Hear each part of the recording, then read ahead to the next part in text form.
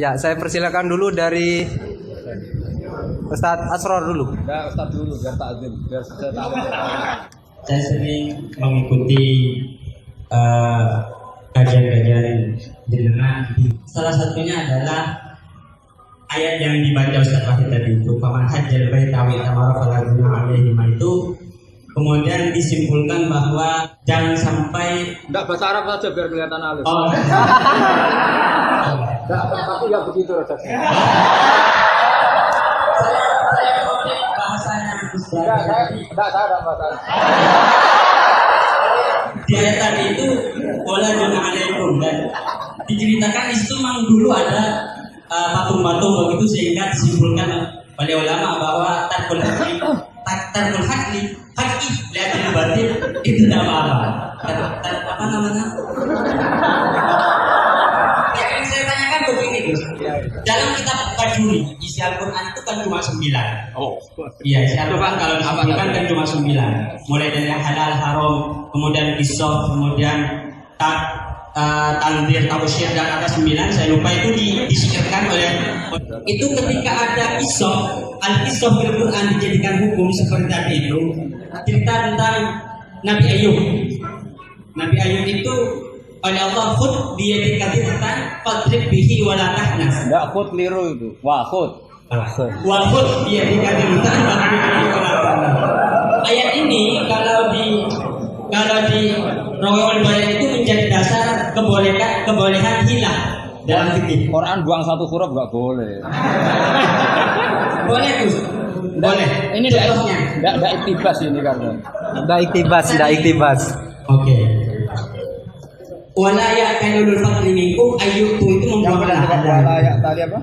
Wala ya'talul fadli minkum wasa'ati ayyutu ulil qurba wal masakin wal Bukan buang itu tatmin. Kalau kamu tadi buang waktu.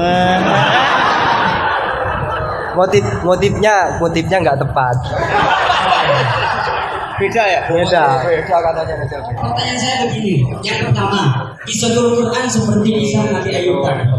Itu kemudian oleh ulama dijadikan dasar sebagai jawazul hiyal, jadi boleh hilah begitu. Karena Nabi Ayub itu bersumpah untuk memukul istrinya sebanyak 100 kali ketika beliau sudah sembuh. Dan tapi oleh Allah kemudian diperintah wahud biar kita cukup pukul pakai rumput saja sebanyak 100 kalau di Rawaiul Bayan. Nah ini kemudian jadi dasar bahwa hilah itu boleh dalam Rawaiul Bayan. Ini yang pertama, itu kan isoh kemudian jadi hukum. Padahal isi Al-Quran sudah dibagi-bagi jadi halal, haram, tanzir, tausyir, qisas dan semacamnya itu. Saya persilahkan kepada Kiai. Enggak dijawab gurunya aja cukup. Ini yang jelas ini hari ini benar-benar kacau. Sekacau-kacaunya ini. Ustadznya bingung, santrinya sudah bingung, sombong lagi.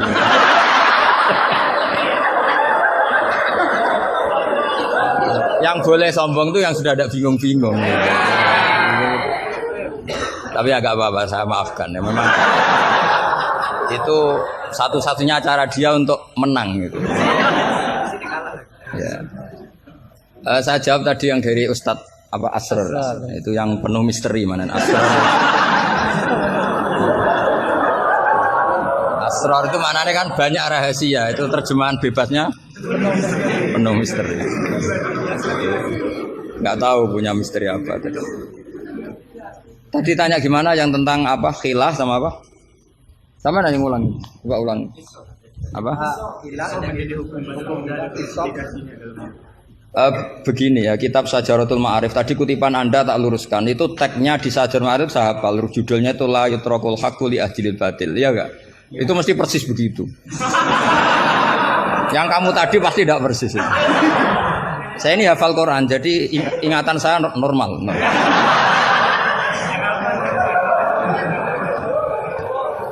Terus berhalanya namanya apa? Saya ingat kalau berhala yang di Sofa dan Marwah, Isaf dan Nailah.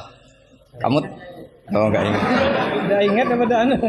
Gitu kok jadi guru.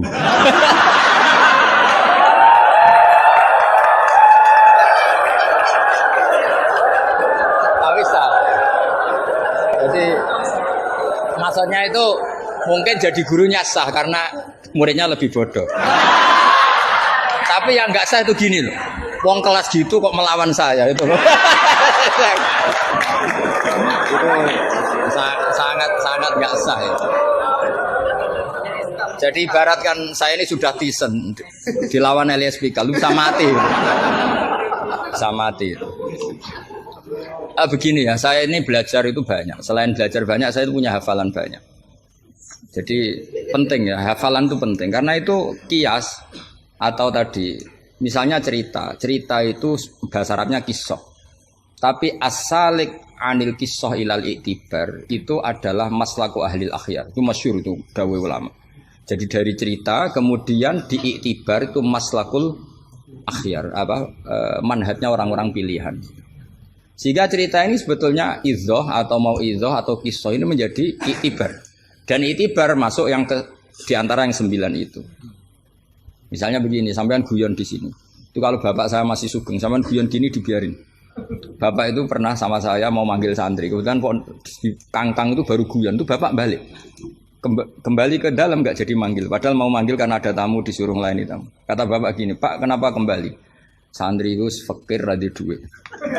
Kok iso guyon tuh barang mewah. Maka mengganggu itu haram katanya. Wong fakir ngono kok iso seneng itu luar ya. Mengganggu kesenangan orang fakir adalah dosa. Makanya kalau sampean DR mengalahkan saya monggo mawon. Karena itu satu-satunya cara sampean untuk merasa apa? Menang. Saya tidak usah merasa menang, sudah pasti menang. Merasa tidak merasa sudah menang. Ya coba polling saja. Gus Ba sama Ustaz Asror alim mana? Saya tidak usah jawab.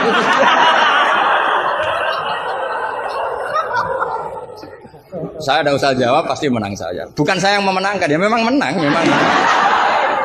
Buktinya gampang kan? Sampean ngundang saya apa ngundang Ustaz Asror?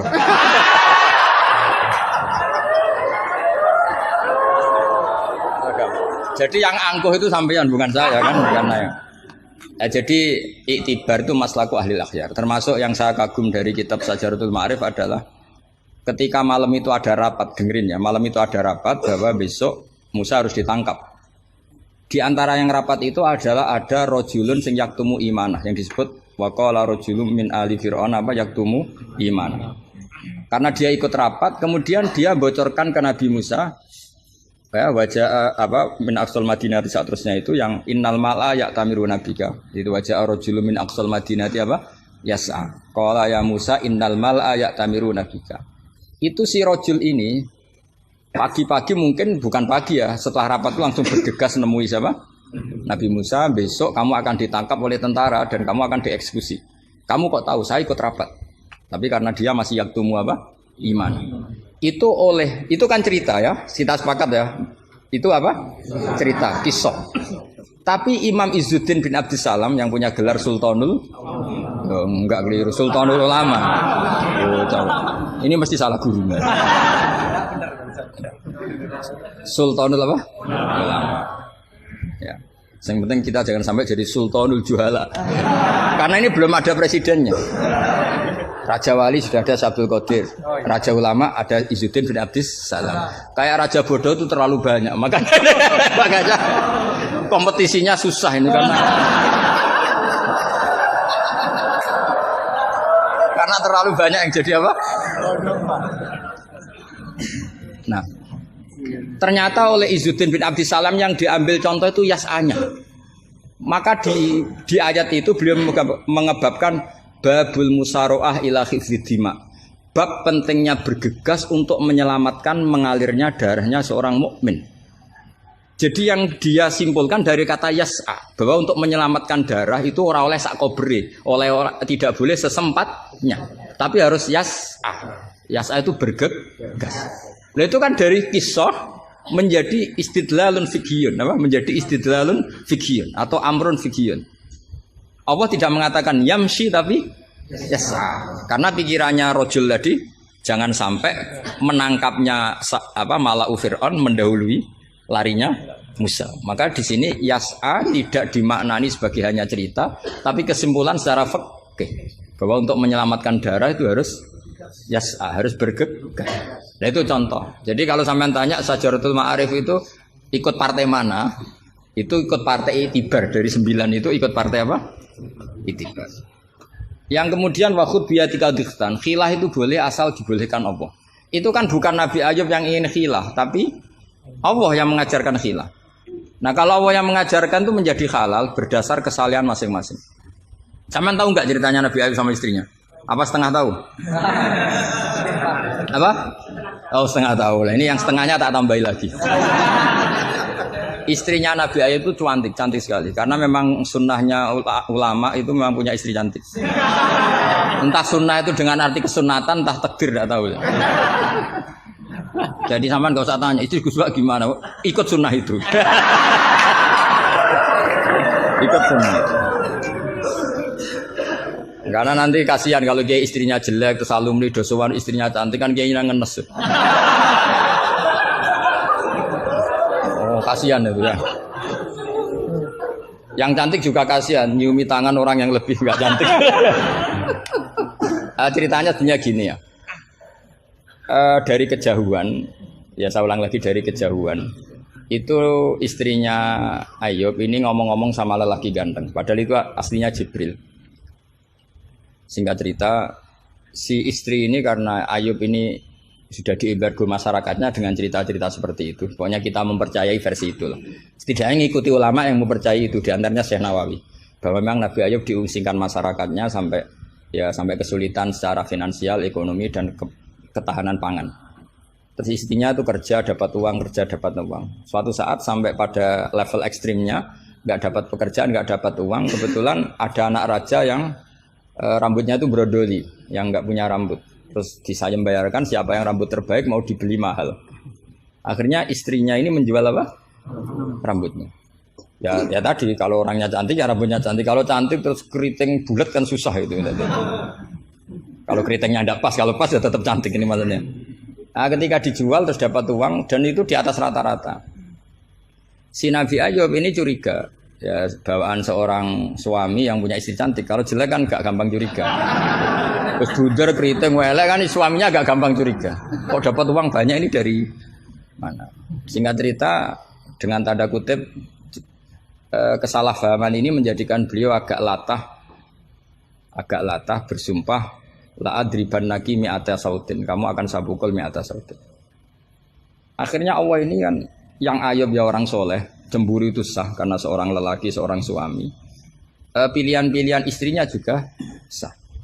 Allah tidak ingin orang solihah seperti istrinya Ayub dapat hukuman yang tidak semestinya. Tapi Allah juga gak ingin hamba yang soleh Ayub ini melanggar sumpahnya. Jadi Allah sendiri yang coro gampangannya memikirkan cara keluar dari sumpah itu.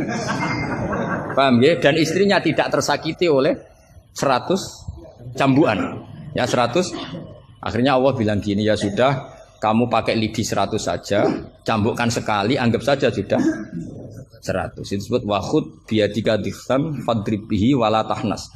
Jadi kata 100 tetap 100, tapi si solihah tadi nggak perlu kesakitan dengan 100 pukulan. Tapi ini yang milih biar Allah, tidak kamu. Kalau kamu yang ngelah pasti kriminal. Jadi ayat itu jelas, wakhud itu khitabun minallah li Ayub, bukan Ayub yang mengkhilah. Makanya ada ayat wa makaru wa makarallah wa huwa khairul makirin. Itu kan seperti Nabi Ibrahim. Nabi Ibrahim itu hanya Allah yang bisa mengilhami seperti itu. Ada raja yang maniak perempuan itu sampai ngirim beberapa mata-mata kalau ada perempuan cantik melintas di daerahnya pasti ditangkap, mau disuguhkan ke rajanya. Suatu saat yang lewat ini Ibrahim dan Sarah, itu cantik sekali. Jadi ini sudah contoh dua, istrinya Ayub ya cantik, istrinya Ibrahim ya cantik. Karena yang cantik sudah jadi istrinya para nabi, mungkin kamu ini yang nggak tahu saya kebagian apa enggak itu. Kalaupun cantik pasti nggak setingkat siapa? Sarah. Sarah itu cantik sekali. Singkat cerita ditangkap. Kemudian Sarah ini mau diperistri oleh raja. Ketika Ibrahim tanya, perempuan ini hubungannya dengan kamu apa? Nabi Ibrahim pinter, karena raja ini maniak perempuan. Kalau dijawab suami pasti dibunuh, karena suami itu problem. Ya bagi raja yang maniak perempuan ini kan suami itu problem. Tapi kalau saya jawab ukhti, ipar pasti dihormati. Karena kalau jawab ukhti kan, oh iparnya orang cantik. Kayak Kangkang yang punya adik cantik pasti dihormati ustadznya. Wah itu pasti. Sampean goblok lah punya adik cantik terus ustadz kamu tahu itu aman tak jamin. Karena ustadz potongan gini tuh pasti dah ikhlas tak jamin. Imannya pasti guncang itu Pak. Kamu punya adik cantik terus tidak muhafadzah. Sudah ada dikasih ustadznya ya sudah Pak tidak jadi ipar. Oh, udah lulus aja. Termasuk barokahnya lelaki itu memang punya adik cantik itu kalau tepat di garwo kiai kamu kakaknya kiai. Banyak orang awam tahu-tahu mertuanya kiai. Barokahnya apa? Punya anak cantik itu memang berkah. Maka Ibrahim pintar, beliau jawab ukhti, ini saudara saya. Sehingga dengan demikian beliau akan dihormati sebagai ipar. Tapi kalau bilang suami kan problem, pasti dibunuh. Sampai Sarah ini marah-marah, Ibrahim ditarik ke kamar, kamu itu nabi kok bohong. Jadi Sarah itu unik, kecewa dia, punya kamu itu nabi kok punya, ya nabi suami kok. Kalau suami bohong biasa, ini suami ya nabi. Nah, ini kan potongan-potongan biasa bohong. Tapi ini kan ya suami ya nabi. Kamu itu suami nabi kok bohong. Ya kalau nabi kan nggak mungkin bohong. Tapi kalau suami tok kayak sampean-sampean ini kan, wah mesti bodoh. Bar ngopi di perempuan cantik kok di ngopi, nang di, ya ngopi wae. Karena kalau menyebut warung kopinya pasti apa? Masalah. Makanya kalau dijawab ngopi ning di, kalau istrinya apa yang jaga cantik di umatnya Rasulullah. Karena sekali disebut masalah. Itu akhirnya Nabi Ibrahim jawab, tidak ada di muka bumi ini orang muslim dan muslimah kecuali kamu dan saya. Maka fa'anti ukhti fil Islam. Kamu itu saudara saya dalam Islam.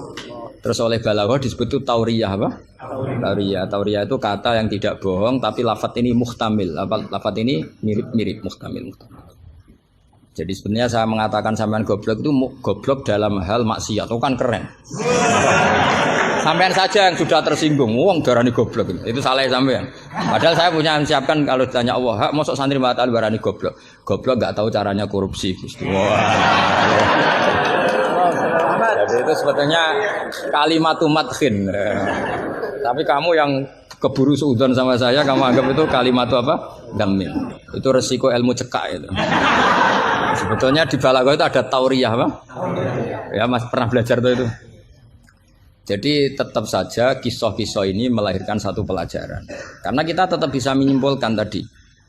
Zaman berhala itu ada di Safa dan Marwah, berarti ada batil. Orang Islam tetap disuruh sa'i. Berarti la yutrakul haqqu li ajlil batil. Kemudian yang jenengan tadi tanya apa?